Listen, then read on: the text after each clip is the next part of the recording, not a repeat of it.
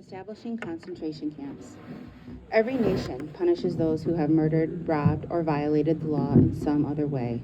In ancient times and the not too distant past, execution by cruel means, torture, slavery, seizing of property, or punishing the family as well as the lawbreaker were common. In modern times, the usual punishments are fines, terms in prison, or executions. Torture was discarded in most Western nations around the time of the French Revolution. The numbers of prisoners at any given time were small enough that they could be dealt with in an orderly way. In contrast, Hitler's concentration camps were 1. Deliberately brutal, 2. Determined to work people to death, and 3. To exist until the future time when all undesirables had been destroyed. The problem was that Nazis had so many on their list who were guilty of something: labor organizers, political opponents, critics of Nazi policies, and last but not least, racial subhumans. At first, the plan was to work inmates until they dropped dead, not to execute them. The Nazis were not the first to try isolating large groups into camps. The Spanish did it during the Cuban War, and the British did it in South Africa during the Boer War. In those cases, the purpose was to keep farmers from helping the rebels. Because of poor sanitation, many died. POWs in 19th century wars were the First World War suffered from unhealthy conditions and lack of food. But the purpose for holding them was to keep them from returning to their armies. In the Nazi case, making people suffer was the primary reason for bad conditions. From the beginning, the Nazis had drawn in cruel people, and Hitler could keep their support only by giving them a chance to work off their energy.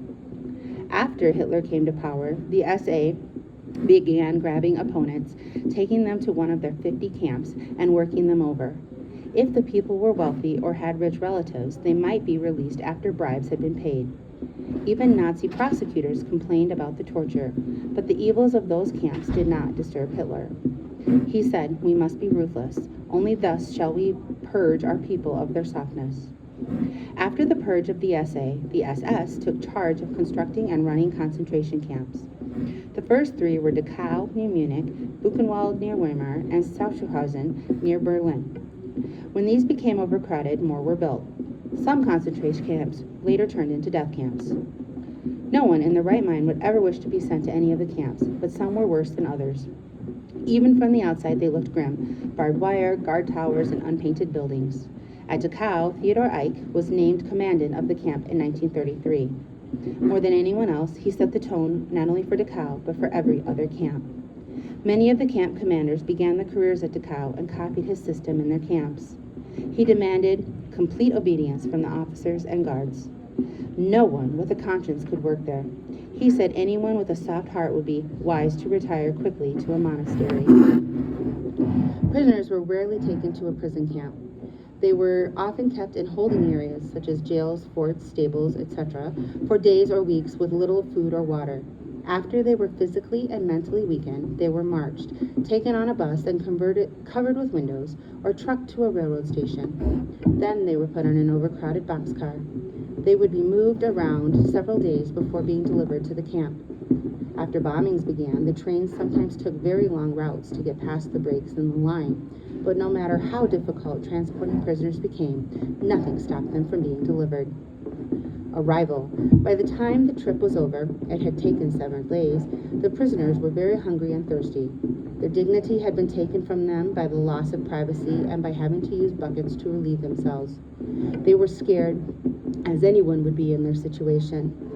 As the train pulled in to be unloaded, the arrivals were lined up facing guards with muzzled dogs. As they marched into the camp, an orchestra composed of young girls often played light music to ease fears. A sorting process took place as a person in white coats pointed the arrivals toward the left or the right. The line they were sent to meant life or death.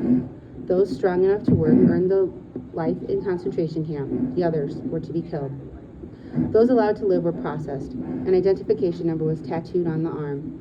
An SS guard told one prisoner the purpose of this number was to dehumanize him. The prisoner was referred to afterward only by number. Then, all the prisoners' hair was cut off. The hair was added to huge piles already taken, and it was sold by the government to industries to use in coats, socks, mattress stuffings, ropes and bomb mechanisms. The first inmates were communists and Jews, but other groups soon joined them. Each class of prisoners was identified by a badge on their shirt and pants.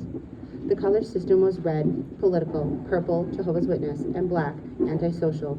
Green, criminal, pink, homosexual, brown, Romani, and yellow triangles forming a Star of David, Jew.